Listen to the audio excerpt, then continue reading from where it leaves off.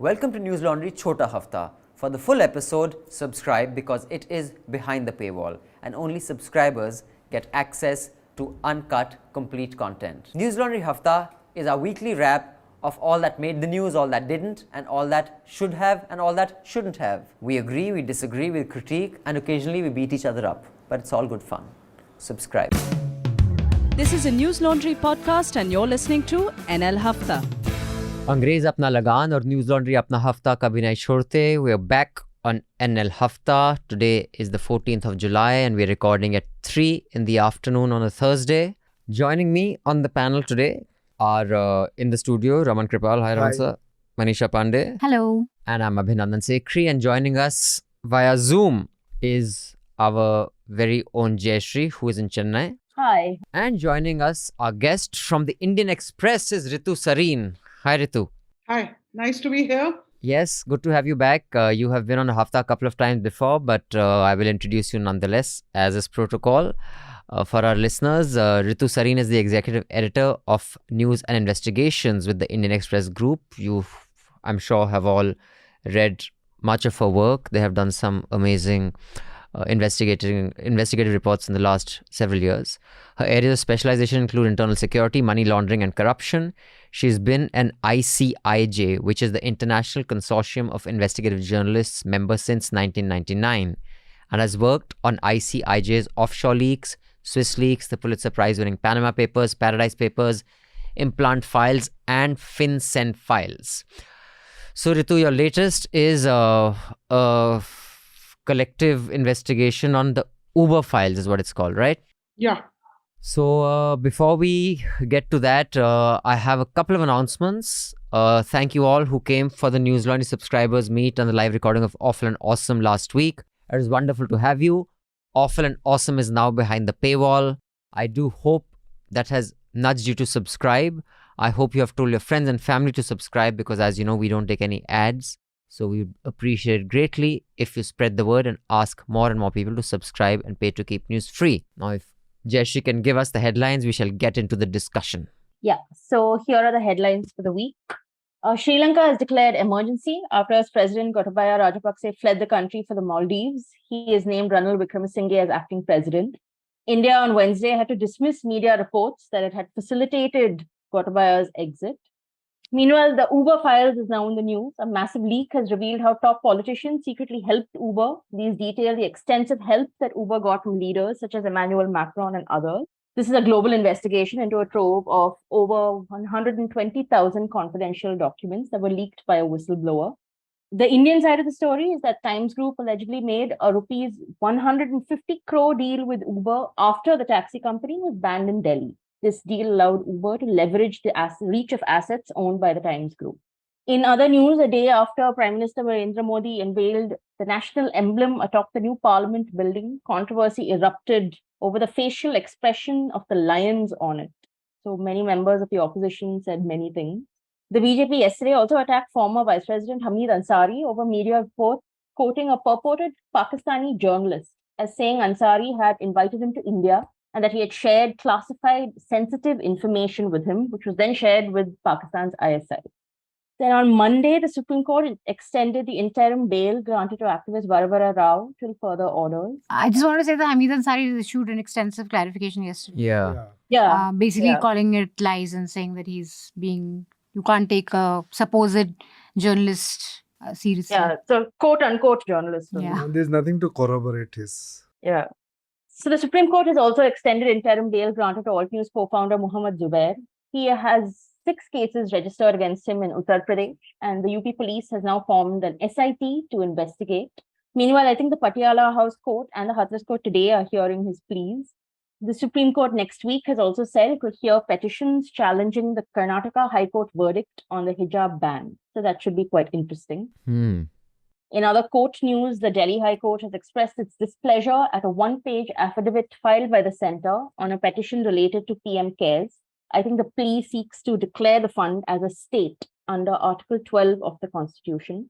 Wow. In my part of the world, the former Tamil Nadu Chief Minister, EPS, is now the interim chief of the AIADMK after a bitter struggle with his main rival, OPS, who has also been kicked out of the party.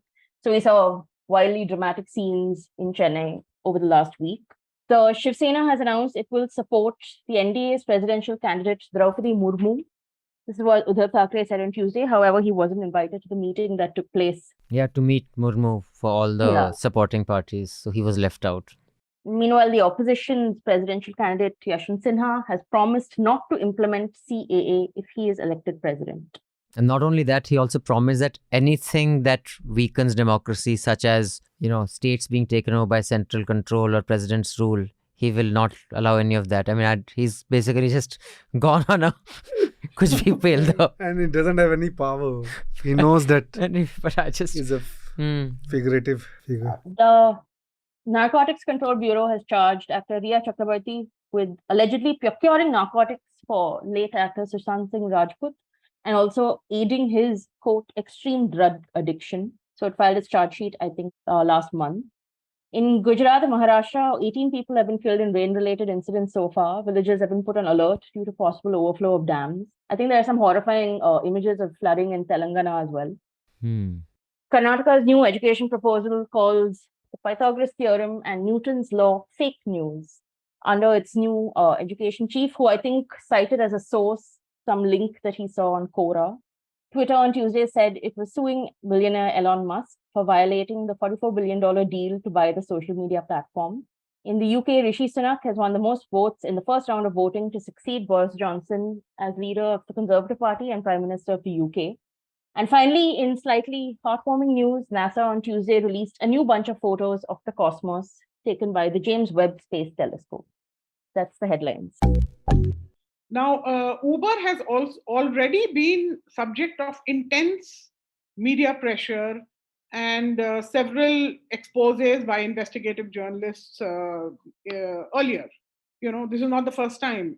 And in fact, I think a TV series has been done. There have been several books written about how Uber grew from a startup to a unicorn and, all that.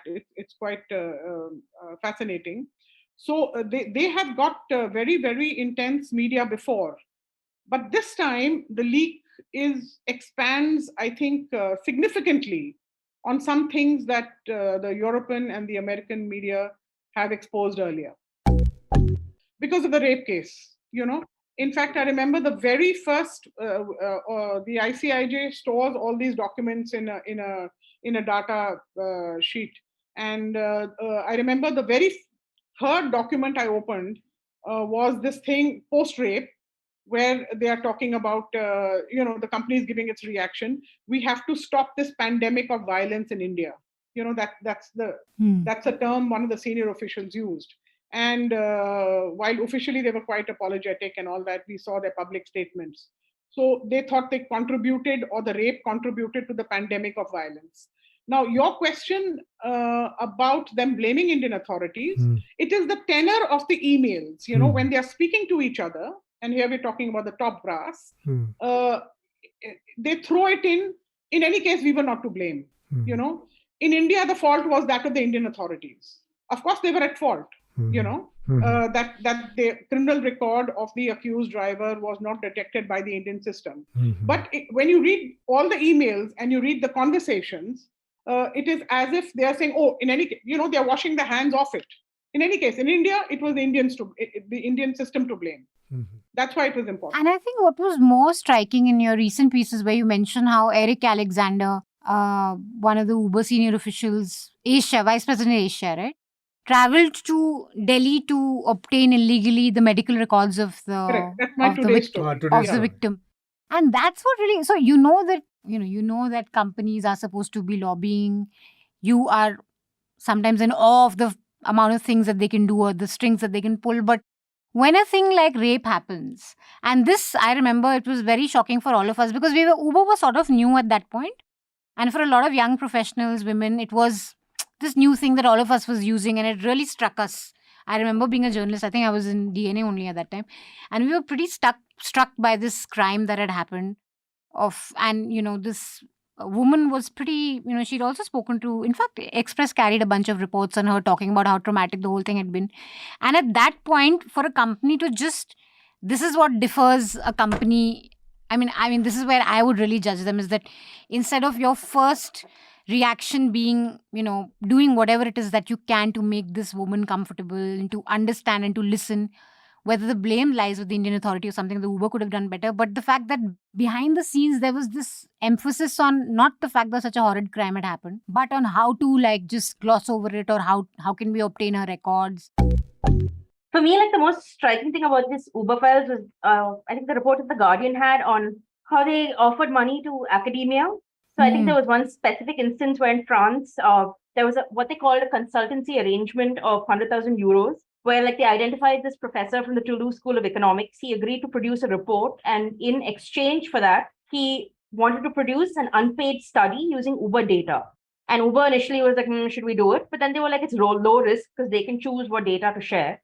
So then they produced this report, and then Financial Times had done a story about it with a headline on how ride-hailing apps have created jobs for Paris's poor youth. And I feel like this is the insidiousness of it. For example, if Financial Times did not mention that this report was actually paid for by Uber, one of its co-authors was an economist, I think, at Uber. Yeah, and this is the kind of media coverage that it's not just, we will give you positive coverage. This is where the media itself is sort of deceived into carrying these extensive studies and reports. And it's what we saw with big tobacco 30 years ago. And we're just seeing the same thing again. So in fact, a lot of ex-Uber officials who feature in the emails, we reached out to many of them. And Mark was among those from whom we got a response. Some of it was on record, some of it was off record. But when we got the responses, we didn't know that he was the whistleblower. So the fact that he was the whistleblower came out only later. And the other thing you may have noticed it that he had a legal dispute with Uber, but that was settled before the project launched. And that was to do with his emoluments and bonus. I don't see the logic of lobbying being illegal in India. But it's not like it doesn't happen. Yeah. And people open think tanks. Those are big lobbying exercises. There's, through PR companies, there's lobbying happening at every level. One of the biggest things why News Laundry we started was, I remember sitting and watching TV, and a very prominent person who was on every debate. And this is before Arnab. This is when NDTV ruled the roost. So, while you agree with their aesthetics, and I think they're basically decent people at the leadership there, the fact is that this guy used to be on every show of theirs, Big Fight, this thing, We the People, Barkha's show. And he was a well-known, he was running a PR company for the largest industrialist. You know what Suhail said? Oh, it could be anyone. Why are you being so cryptic? This gentleman. And he would be payloading stuff where you knew he was compromised, but yet he was introduced as just a regular brand manager or something. He also did the interview with Ratan Tata. And I'm like, dude, if this is what news is funded by, we might as well start News Laundry. At best, we'll fail. That is how we actually started, because lobbying is being done anyway. Might as well make it transparent, na? Though we don't lobby. But what I'm saying is make it transparent for those who want to lobby. Who will we lobby to anyway? No, because so you said that's why we started looking at Suhail said make it transparent. No, I'm saying that is why we started. Let us have. He's advising the brand on which the discussion is. या तो disclose कर दो ना that the brand that they're talking about, he's an advisor to them. You won't disclose that. You'll pretend that he's just some regular bloke come and talk. So that's just one example. Lobbying is happening all over. Even in organizations like WHO, World Health Organization, even they lobby. How? I know for a fact that many think tanks, who are, working in India, they are getting money from the WHO to toe a particular line of thought. So the guidelines are being given to these think tanks. For example, I give you one example. I know a think tank which was supposed to do the field survey to say that it is better to give cash instead of in ration. Right. It's better to give cash than giving things. So this think tank did an extensive survey in all the states and advocated for it, and the government fell for that. The cash transfer. That's always been a big yes. In fact, between it was a big contentious issue. Yeah, between the economic advisory, wo jo bhi tha na, which was Aruna Roy was part of Yes, that. yes. They were against it, whereas Manmohan and Montego for cash transfers. It came not from Monte. Didn't come from Manmohan. It came from the international agencies. Yeah, of course, because that is the position of what they call the Washington consensus, that cash transfers are better than... Yes. Which is... So it is happening. Yes, of course. I mean, if they legalize... of not making it legal? If they legalize it, I mean, I don't see any harm. But It's it is happening in India also. Ritu, you have a take on... I mean, is there I just don't see the momentum for this happening, I don't see it as a live issue. I don't see it as an issue before courts. So in the near future, I mean, people have to demand it, because the fact of the matter is that there's a very thin line between public relations, advocacy, and lobbying. See, I definitely see where it's coming from, because this is going to be atop the parliament. It is... Also, can we please talk about how Mr. Modi and Mr. Puri did the puja part, like the parliament? I mean, if one thing that is clear for people who still want to, make overtures and say that why is so-and-so not cooperating, the Parliament of India, the new building is being inaugurated, and you don't call anyone. Forget from the opposition, not even from your own party. So, I don't think Mr. Modi has any intention of wanting to reach a middle ground where people can, sit together. See the kind of... Now you aren't allowed to say Jumla in Parliament. You're not allowed to say dictatorial. Like, I mean, it's bizarre. It is... We are going into loony land, but of course people still want to think that it's kind of reasonable both sides. But coming to this, so I had a very close look at the lions. What I've noticed is, one is the jaw is a little narrower in the new one in a proportion. So that makes it look meaner. Slightly like chiseled. So makes it look meaner. And because the Sarnath, there's not so much of a difference.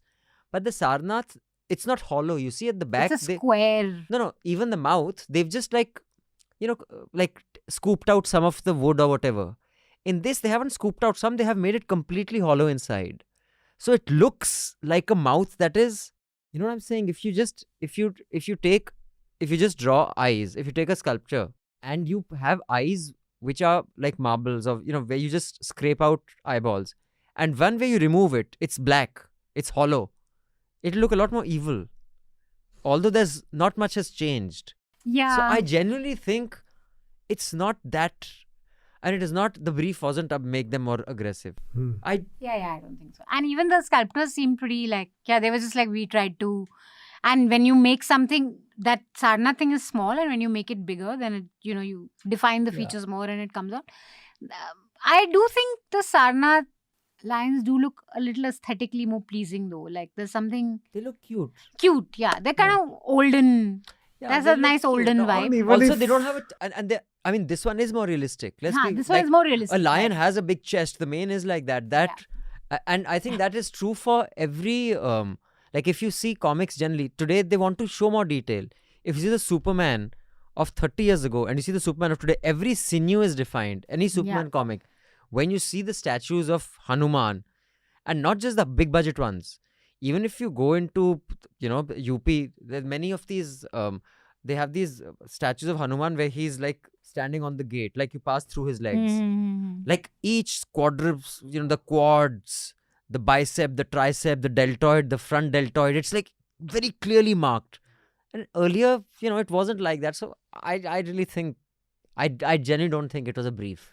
Yeah. I think whatever they have made, now if they're going to replace every emblem which was there in the past, with say this. RBI with this, then we can talk about it. Then you can that's true. Then there's an agenda. Then it is intentional and it has been done. It has been changed. Yeah, then clearly. Till then, I think it's not an issue. What do you think? Have you spent time studying the sculptures in detail, Jayashree? No, not the sunken cheeks and the depth of the eyes and the delts and all. But I think what most of you think, which is that it isn't of any consequence. But also, I feel like the BJP is so set upon pretending that it is the custodian of, these nationalistic totems, and it's very committed to it and all that. So this has become a very easy sort of stick for the opposition to beat them with. But totally useless thing for the opposition to pick up. Seriously. How much in all of this, Jairam Ramesh is tweeting about it and they're formulating letters on it. Are you nuts? Like, do you have nothing to talk about? I think strategically it's a terrible idea. It's very silly. And also you can make out the BJP doesn't give a damn because, of course, the channel stopped flashing that I don't know who it was who had actually made that statement from the BJP, saying that this is the new India, this is how it will be represented. I'll deal with it. All of you listening in, the Chhota Hafta, do subscribe so you can listen to the entire Hafta. We will see you again next week with the Hafta. Till then, subscribe, pay to keep news free, because when the public pays, the public is served. When advertisers pay, advertisers are served. Thank you. Goodbye. All the News Laundry podcasts are available on Stitcher, iTunes, and any other podcast platform. Please subscribe to News Laundry. Help us keep news independent. To catch all our podcasts on news, pop culture, current affairs, and sport, visit newslaundry.com. Follow us on Facebook, Twitter, and Instagram, and subscribe to our YouTube channel. सुन लिया Africa मुफत खोरों? Not to brag or anything, but News Laundry Hafta features in the top 50 in the world on SoundCloud in the news and politics category for podcasts. So do subscribe and see what you're missing, because when the public pays, the public is served. When advertisers pay, advertisers are served. Subscribe, help keep news independent and free. All News Laundry podcasts are available on iTunes and Stitcher and any other podcast platform.